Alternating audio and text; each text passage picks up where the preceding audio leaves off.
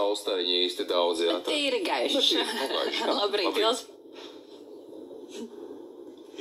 Labrīt, kolēģi, labrīt arī skatītāji. No 18. marta, starp citu, diena jau būs kļuvusi garāka par nakti, bet, gaišuma dienas jau mēs izjūtam arī tagad, pat ja mākoņi ir vairāk. Bet dienas pirmā puse, jā, būs varbūt pelēcīgāka, mākoņaināka, bet pēc tam dienas gaitā jau starp mākoņiem arī uzspīdēs saule, un šī diena aizritēs bez būtiskiem nokrišņiem. Temperatūra savukārt svārstīsies no 0 līdz +6 grādiem, Rīgā ap +2, +3 grādiem, un arī dienas pirmā puse Rīgā mākoņaina, bet sausa, bet dienas otrajā pusē arī uzspīdēs saule. Un prognozes liecina, ka arī brīvdienu naktīs vēl pieturēsies saules. Dienas nebūs pārāk siltas, bet šur tur varētu sagaidīt pavisam sīkus nokrišus.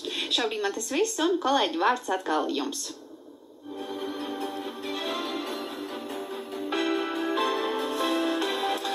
Šodien 8. martā sieviešu